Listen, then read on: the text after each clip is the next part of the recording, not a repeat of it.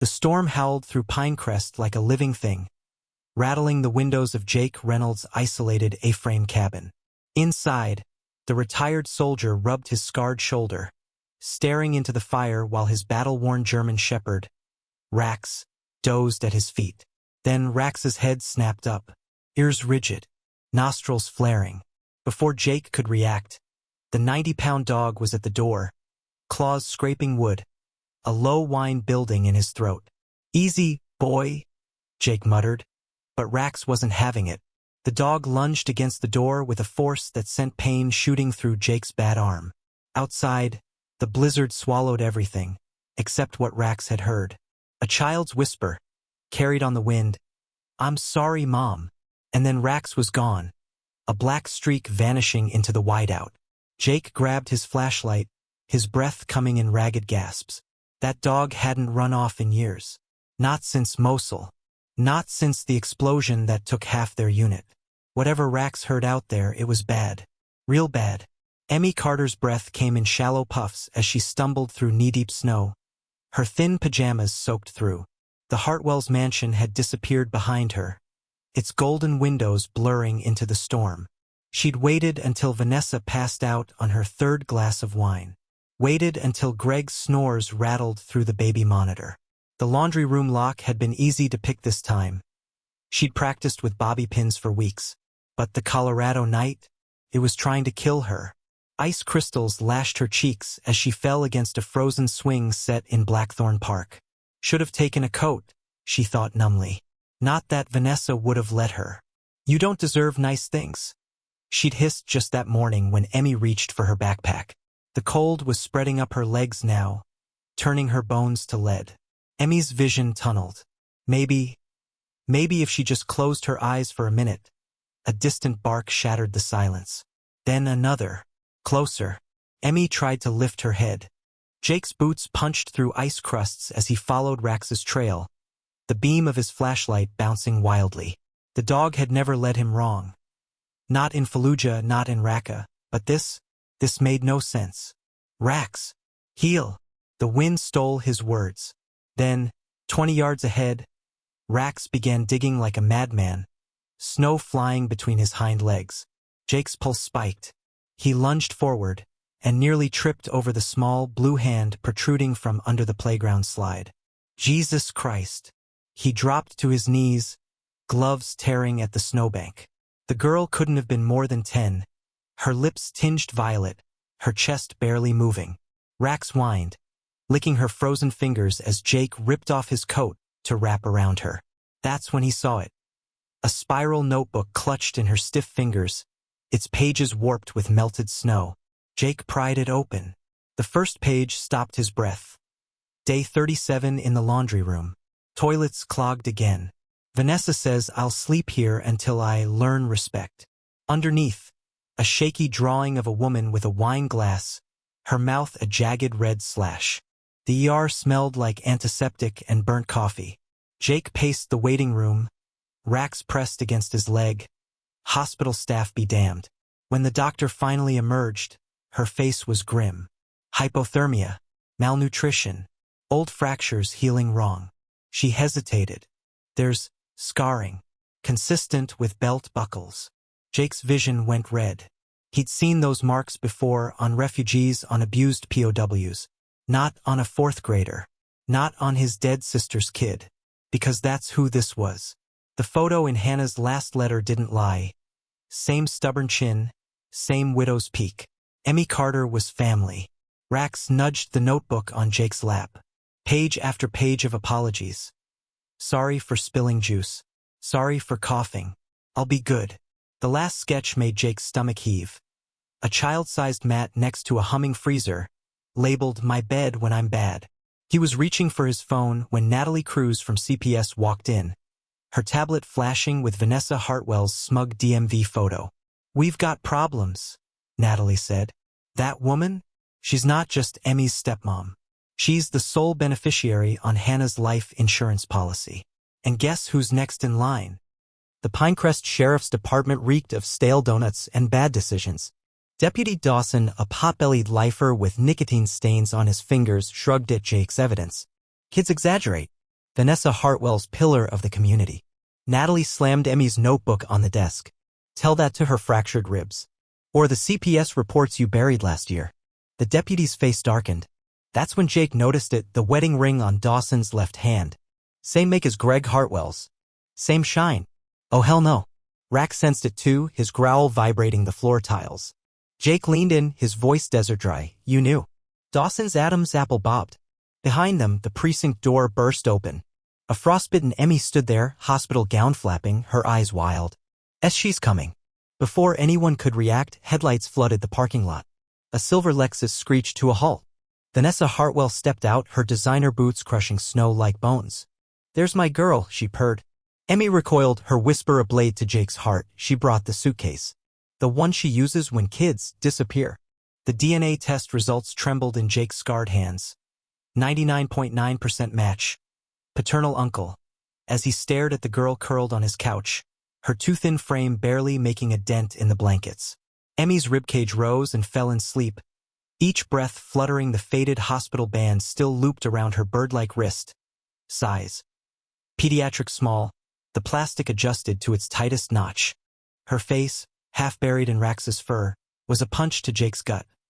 Hannah's widow's peak, his own stubborn chin, but the scars were new. A cigarette burn on her left earlobe, perfectly circular, 3rd degree. Split lips healing crooked from what the ER doc called blunt force trauma. Rax whined low in his throat as Jake traced the photo taped to the fridge. Hannah at 22, grinning in a tank top that showed the Africa-shaped birthmark on her collarbone. One arm around a squalling newborn swaddled in a Denver Broncos onesie. The date stamp screamed its betrayal. 9 months after Hannah fled Pinecrest. 9 months after their parents called her a whore at Thanksgiving. The cabin's silence shattered as Jake's fist met the drywall. Plaster dust snowing onto the dog tags he'd kept in a shoebox for a decade. 2 tags. One for him. One for the sister he'd failed. Now the 3rd tag. Emmy's, still warm from her neck, burned in his pocket like a live round. Rax's wet nose bumped the CPS file Natalie left open on the kitchen table, his growl vibrating the half-empty coffee cups as Jake scanned the horror show in triplicate. Page 3. Emmy's weight chart, 42 pounds at age 8, 5th percentile, with Vanessa's loopy cursive in the margins, picky eater. Page 7. ER report for accidental scalding, 2nd degree, buttocks/thighs. The nurse's addendum, pattern suggests immersion.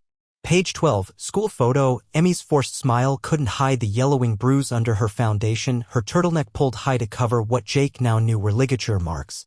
Rax pawed at a folded corner, revealing the kicker. Sheriff Dawson's evidence log listing Greg Hartwell's Beretta used in a suicide and a single line, *case #14-356, closed.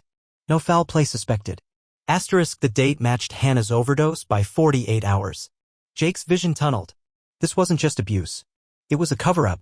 Across the room, Emmy stirred in sleep, her fingers spasming like she was still digging through snow. Rax limped over, licking salt from her twitching eyelids. The dog knew what Jake was just realizing. Vanessa didn't want Emmy back. She wanted her gone. The spiral notebook's pages crackled like old bones as Natalie turned them under the flickering kitchen bulb. Each sketch a gut punch. Page 1. A stick figure with X's for eyes floating in a bathtub. Caption: Mom's sleepy time pills. Page 14. A woman with a wine glass pouring liquid into a child's cereal bowl. Sunday special. Makes me dizzy. Page 23. Detailed floor plans of the Hartwell mansion, with arrows pointing to Daddy's gun safe and Vanessa's hiding spot. A loose floorboard under the Persian rug. But it was the last page that made Natalie's professional composure crack. A crayon drawing of a German shepherd with a halo, its paws wrapped around a tiny girl. Underneath, in Emmy's shaky print, when I die, I want Rax to take me to heaven.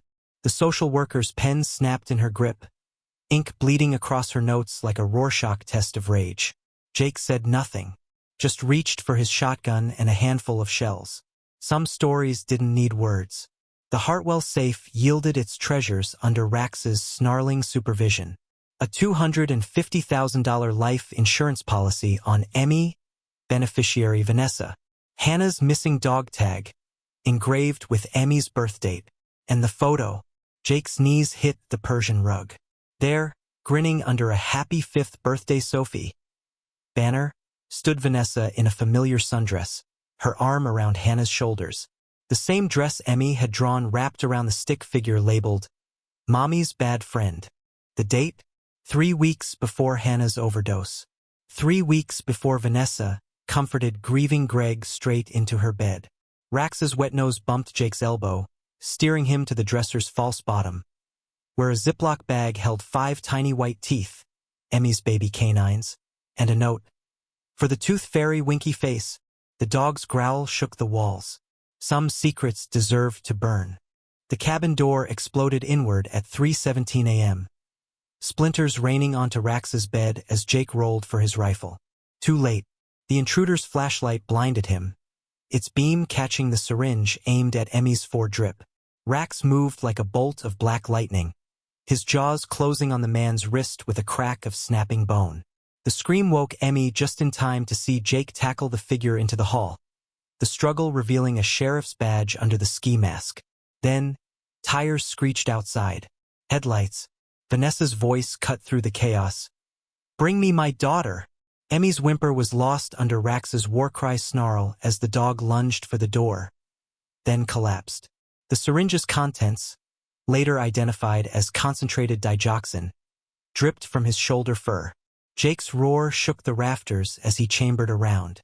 The storm wasn't over. It had just changed fronts. The DNA test results lay on Jake's kitchen table like an indictment. 99.9% match. Paternal uncle. Emmy sat across from him, her small fingers tracing the edge of the paper, her eyes hollow. "You knew my mom?" Her voice was barely audible. Jake's throat tightened as he slid Hannah's last letter toward her, the one postmarked 3 weeks before her overdose. "If you're reading this, I'm gone. And Emmy's alone." The words blurred as Jake forced himself to say what he'd been avoiding. "I should have come for you sooner." Emmy didn't cry, just stared at the photo tucked inside, Hannah holding her as a baby, both of them smiling. Then, quietly, "She said you were a hero." Rax whined, nudging Emmy's hand. Jake's fists clenched. Hero? He'd let his sister die thinking no one cared. Now Vanessa had filed for custody, and the court date loomed like a death sentence. Jake's hands shook as he unfolded the second letter, the one the hospital found in Emmy's pocket. Smudged pencil, childish handwriting. "Dear Mom in heaven, I tried to be good, but Vanessa says I'm like you, a mistake. Today she locked me in the car for hours. It was so cold. If I go to sleep forever, will you sing to me? Love, Emmy." Rax's growl filled the silence. Jake's vision swam. This wasn't neglect. This was torture. He reached for his phone, dialing Natalie with numb fingers. "We need an emergency hearing. Now." But Natalie's exhale was shaky. "Jake? Vanessa's husband just paid off 2 CPS workers. And Deputy Dawson? He's shredding files as we speak." The Hartwell mansion reeked of lavender and lies. Jake crouched in the azaleas, watching through the window as Vanessa adjusted her pearls, smiling for the social worker. "Emmy's always been troubled," she sighed, handing over a fabricated psychiatric report. "Reactive attachment disorder. Pathological lying." The labels glared up in bold font. Inside Emmy's pink-walled bedroom, a stage set for the cameras, Rax sniffed the closet handle. Then he went rigid. Jake's stomach dropped. Scratch marks. Deep ones. On the inside of the door. A muffled thump came from downstairs. The social worker's voice floated up, and the bruises? Vanessa's laugh was polished ice. "She climbs trees. Such a wild thing." Just as the social worker stood to leave, Rax pawed at a loose floorboard. Under it, a single mitten, stained with what looked like blood. Liv Hartwell's hands trembled as she clutched her iPad under the cafeteria table. The 7-year-old's eyes darted toward the school hallway where Vanessa's Mercedes idled. "She'll kill me if she knows I talked," Liv whispered. On the screen, a video played, Vanessa forcing Liv to hide Sophie's Nintendo Switch under Emmy's mattress. "Say she stole it," Vanessa hissed off camera. "Or you'll sleep in the garage too." Jake's pulse roared in his ears. But Liv wasn't done. She swiped to another clip, Vanessa pouring vodka into Emmy's cereal while Greg laughed. "She does it every Sunday," Liv mumbled. "Says it'll make Emmy less annoying." Rax let out a wounded noise. Jake stood so fast his chair clattered. The video's timestamp? The morning Emmy ran into the blizzard. The forensic psychologist's camera zoomed in on the basement door, the one with the exterior deadbolt. This is where she kept her? Jake's voice cracked. The psychologist nodded, pointing to the stains on the concrete. Urine. Consistent with long-term confinement. But it was the wall that made Jake vomit into the hydrangeas. Notches. Dozens of them. Some at knee height, a child's tally of days. Others higher up, jagged and desperate. And near the ceiling, in shaky sharpe, help me. Rax paced the room, sniffing the drain where Emmy's hair clogged the grate. Natalie's flashlight caught something metallic under the dryer. Jake pried it out, a dog tag. Hannah's. Engraved on the back? If found, returned to Emmy Carter. Vanessa had kept it from her. Just like she'd kept Hannah's life insurance payout. Just like she'd tried to keep Emmy silent forever. 3:17 a.m. Jake jolted awake to screaming. Not his own this time, Emmy's. He found her thrashing in bed, caught in some invisible grip. Rax was already there, his full weight pinning her legs to stop the kicking. No. Don't lock me in again. Jake hauled her upright just as she swung, her fist connecting with his jaw. For a heartbeat, they just breathed, two broken souls wired for survival. Then Emmy shattered against his chest. I'm sorry, I hate you, she sobbed. Jake's laugh was rough. Kid, I took shrapnel to the face in Mosul. You punch like a kitten. Rax licked her tears. Slowly, Emmy uncurled her fingers. Inside her palm? A bent house key. Stole it from Vanessa. In case I had to run again. Jake pocketed it like a sacred relic. This kid? She was a damn soldier. Greg Hartwell's office smelled like cigars and paranoia. Jake pretended to examine the golf trophies while Rax sniffed the filing cabinet. Cute dog, Greg sneered. Pity if something happened to him. Rax's growl spiked. Then click. The bottom drawer wasn't fully closed. Inside, Jake spotted a folder labeled EC Disposition. His blood turned to ice. Greg lunged, but Rax was faster. The dog's teeth sank into Greg's calf just as Jake snatched the file. What he found inside would haunt him for life: plane tickets to Mexico, a notarized document surrendering parental rights, and a grainy photo of Emmy asleep in her bed dated the night of the blizzard. Written on the back? Phase 2, Accident in Progress. The courtroom buzzed as Judge Wright adjusted her glasses. Mr. Reynolds, the court acknowledges your DNA evidence, but kinship alone doesn't guarantee custody. Vanessa smirked from the plaintiff's table, her designer dress costing more than Jake's truck. Then the judge dropped the hammer. I'll hear testimony from the child. Today. Jake's stomach lurched. Emmy wasn't ready. Not after last night's nightmare. Not with Vanessa glaring daggers at her. But as the bailiff called Emmy's name, Rax nosed her forward. One step. Then another. The gallery held its breath as Emmy climbed onto the witness stand, her feet dangling. Judge Wright leaned down. Who do you want to live with, sweetheart? Emmy's whisper carried like thunder. Jake.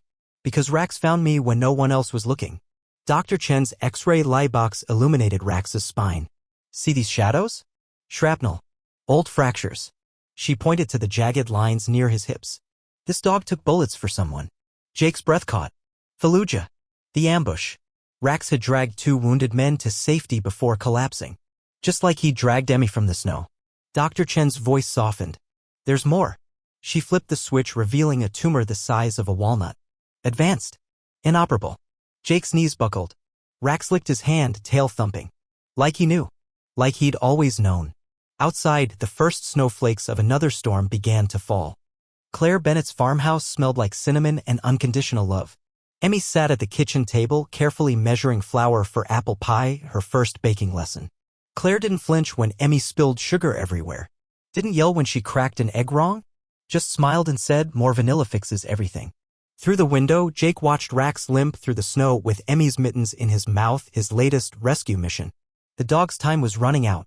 But in this warm kitchen, with Claire humming and Emmy laughing, Jake felt something he thought he'd lost forever: hope. Then his phone buzzed. A text from Natalie, Vanessa's filing an appeal. And Jake? She's not alone. Attached was a photo of Greg Hartwell shaking hands with a man in a sheriff's uniform. The caption? New evidence coming. That dog won't save you twice. The voicemail crackled through Jake's truck speakers, Vanessa's voice syrup-sweet and venomous. You think a mutt and some sob story make you father material? Emmy's coming home tomorrow, even if I have to drag her out of that cabin myself. The call ended with a gunshot-like click. Rax growled from the back seat, his muzzle pressed against Emmy's knee. She didn't flinch. Just kept sketching in her notebook a detailed map of the Hartwell estate with red X's marking every security camera blind spot. For when she tries, Emmy murmured, Jake's knuckles whitened on the steering wheel. This kid had spent years surviving a monster. Now she was preparing for war. Sheriff Dawson's patrol car blocked Jake's driveway, its light bar slicing through the pre-dawn dark. Got a tip about an unregistered firearm, he drawled, hand resting on his taser. Rax lunged against the window, teeth bared, as the sheriff's flashlight illuminated Jake's rifle case, the one he'd legally owned for a decade. Funny, Jake spat. You never cared about paperwork when Greg Hartwell lost 3 handguns last year. The sheriff's smile didn't reach his eyes. Behind him, a second cruiser pulled up. Its passenger? Vanessa's lawyer, holding a thick envelope. The message was clear: give up the girl, or we bury you. The cabin door slammed hard enough to rattle the framed photo of Hannah. Jake paced like a caged animal, Rax tracking his every move. They've got judges, cops, even the damn school principals on their payroll. His voice broke as Emmy watched silently from the couch, her arms wrapped around her knees. Then, a whimper. Not from Emmy. From Rax. The dog staggered, his hind legs collapsing. Jake caught him just in time, the tumor's weight palpable through his fur. Emmy's small hand touched Jake's shaking shoulder. We don't need them, she whispered. We just need each other. Outside, an engine growled to life. Headlights flooded the windows. Too early for the custody hearing. Too many engines. Vanessa wasn't waiting for the court's decision anymore. The gallery erupted as Emmy dropped the flash drive on the evidence table. Judge Wright's bailiff barely caught Vanessa before she lunged. On the courtroom monitor, Greg Hartwell's face filled the screen. Once the kid's gone, we sell the house and split the trust fund. $3 million, easy? The timestamp? The night of the blizzard. Emmy stood perfectly still, her voice clear as mountain air. I'm not troubled. I'm not lying. And I'm not going back. Then came the twist no one expected, Liv Hartwell, sobbing in the witness chair, holding up her iPad. There's more, she hiccuped. Mom killed Emmy's goldfish. Made her watch. The video showed Vanessa flushing the fish down the toilet, laughing as Emmy screamed. Judge Wright's gavel came down like a guillotine. Vanessa's hired muscle moved fast, 2 men in ski masks grabbing Emmy outside the courthouse bathroom. Rax hit the first one at knee level, his teeth sinking deep despite the cancer ravaging his body. The second man pulled a knife. Jake was too far away. The bailiffs were too slow. Then Rax's war-trained instincts kicked in. He leapt over Emmy, taking the blade straight through his shoulder to shield her. The attacker's scream echoed through the marble halls as Rax's jaws clamped onto his wrist, crunching bone. Security footage would later show the exact moment Vanessa realized she'd lost, when the judge herself stepped between Emmy and her stepmother, snarling, "You're done." The final hearing lasted 7 minutes. Judge Hayes didn't bother sitting down. "Miss Hartwell," she said, voice trembling with rage, "you will surrender all parental rights by sundown, or you will face charges of attempted murder." Vanessa's shriek of protest was cut short as deputies cuffed her. Greg already in custody for witness tampering. But the real twist came when Judge Hayes turned to Jake. "Mr. Reynolds, there's one more thing." She slid a document across the bench. Petition for adoption. Emmy's gasp was the only sound in the room. Jake's pen hovered. Then Rax, bandaged and wheezing, nudged his hand. The message was clear. "Sign it, you idiot." Natalie's dossier landed on Jake's kitchen table with a thud. Vanessa wasn't working alone. Spreadsheets detailed payments from a child welfare nonprofit to half the county officials, including the sheriff. They got bonuses for every kid placed with pre-approved families. Natalie hissed. Emmy was next. The darkest page?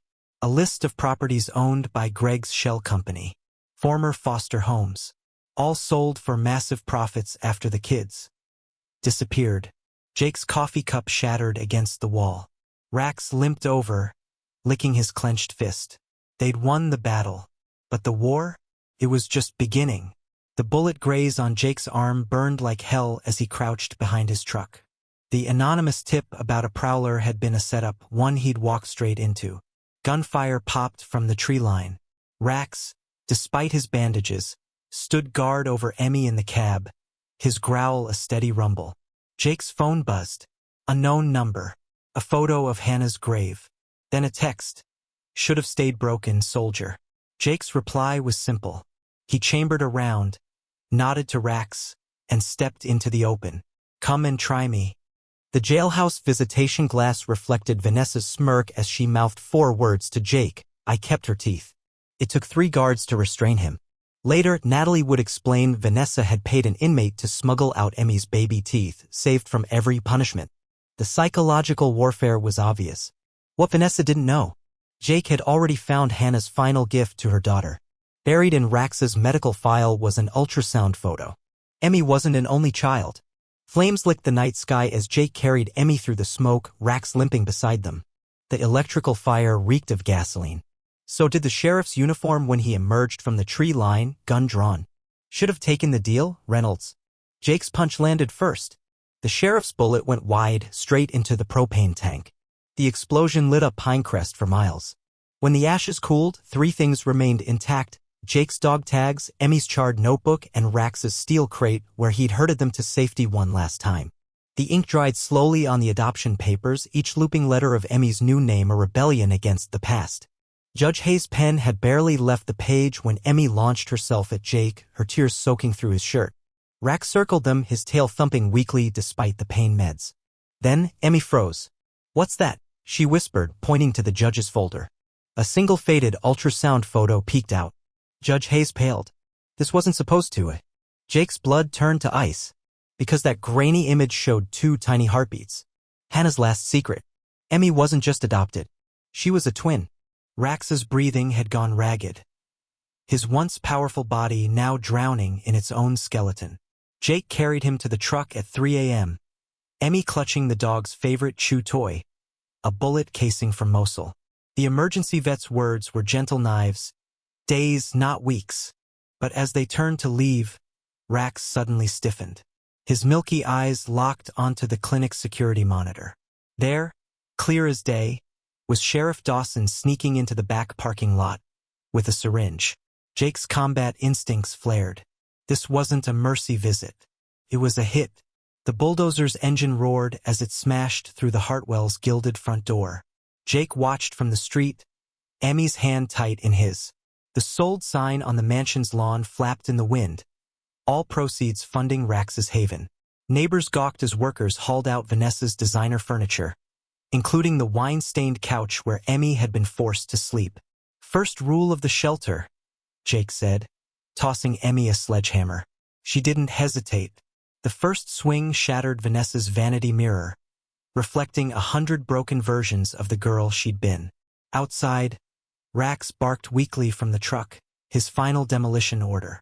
The old fire lookout tower creaked in the mountain wind, its boarded-up windows now replaced with stained glass.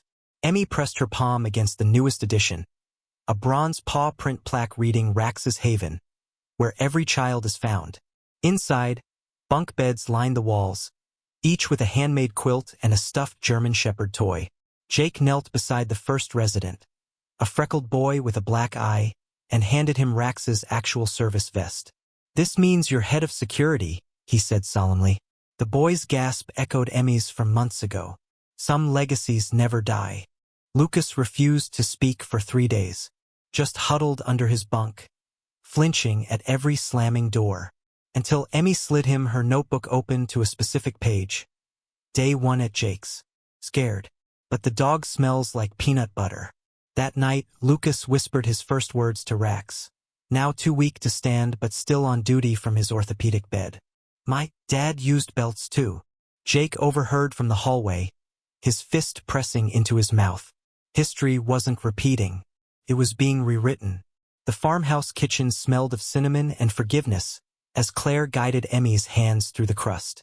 "Secrets in the vinegar," she winked, nodding to Lucas, who was sneak-feeding Rax apple slices. Jake's phone buzzed, a call from the PI he'd hired. The background search on Hannah's old OBGYN had turned up something explosive. Medical records showing the twins were adopted at birth, which meant somewhere out there, Emmy's biological sibling had no idea she existed. Rax's ears perked at the sudden tension. He always knew. City Hall's podium shook as Mayor Reeves stared at Emmy's sketch, a before and after of the laundry room. Left side, a child curled on concrete. Right side, the same space now, transformed into Rax's Haven's art studio. "This shelter isn't charity," Emmy said, her voice steady. "It's a refund." The press corps erupted. By noon, 3 county commissioners resigned over the foster care kickbacks. By sundown, someone torched Sheriff Dawson's boat. Jake didn't ask questions. Just handed Emmy a marshmallow stick as they watched the flames from Rax's favorite hill. The gunshot dream came as always. But this time, when Jake bolted upright, there was no sweat, no screaming. Just Rax's weight across his feet and Emmy's soft snoring from the next room. He checked his phone. 4:17 a.m. Same as Mosul time when the IED hit. Except now the glow came from Lucas' nightlight, not flares. Jake exhaled slowly. Healing wasn't a straight line, but it was a path. Outside, the first snow of winter began to fall. Gently this time, like a promise. The old dog refused the wheelchair. One step at a time, he limped down the shelter's hallway, pausing at each door. The therapy room, the library, the kitchen where Lucas now cooked without fear. At the exit, Rax collapsed. Jake carried him to the truck, Emmy clutching his paw. They drove in silence to Blackthorn Park, to the exact spot where it all began. Rax lifted his nose once to the wind, then sighed into Emmy's lap. His final breath fogged the window where she'd once written, "I'll be good," with shaking fingers. Now she traced a new message. "You were the best." Fresh snow crunched under boots as the procession reached the ridge. Jake, Emmy, Lucas, Claire, and 12 shelter kids, each holding a tennis ball. The granite marker was simple. A bronze K9 insignia, Rax's dates, and 3 words that said everything. No one spoke as Jake placed the dog's tags atop the stone. Then a rustle in the pines. A skinny German shepherd puppy tumbled into the clearing. Its ears too big, its paws already huge. The tag on its collar? Asterisk property of Pinecrest K9 unit. Trainee #RX9. Asterisk Emmy's sob broke the silence. Some souls don't leave. They recycle. The graduation cap flew high against the Colorado sky as 18-year-old Emmy Grace Reynolds turned to wink at Jake, now more father than uncle. The local paper's headline said it all: foster kid turned valedictorian awarded full ride to Stanford. But the real victory was in the third row where Lucas, her first shelter kid, clapped wildly in his junior ROTC uniform. And leaning against Jake's leg? RX9, all grown up, wearing Rax's original service vest. The circle was unbroken. The shelter's expansion ribbon fluttered in the wind as Jake shook hands with his newest employees, 4 scarred veterans and 6 rescue dogs. "Rule number 1, he growled, scratching RX9's ears. "We don't save kids here. We teach them to save themselves." Behind him, the mural of Rax watched over 20 bunk beds, each with a handmade quilt. The latest arrival, a fiery redhead named Mia, already had her nose buried in Emmy's old notebook. History didn't repeat. It upgraded. Lightning split the sky as Emmy knelt in the mud, pressing her palm against Rax's weathered headstone. 5 years hadn't dulled the ritual. "Got accepted to the K9 officer program," she whispered, slicking rain from the granite. In her pocket? A letter from Stanford's veterinary school. RX9 whined, nosing her elbow. "Some bonds outlive breath." The storm passed. The sun emerged. And from the trees, a shadowed figure watched, holding an identical ultrasound photo.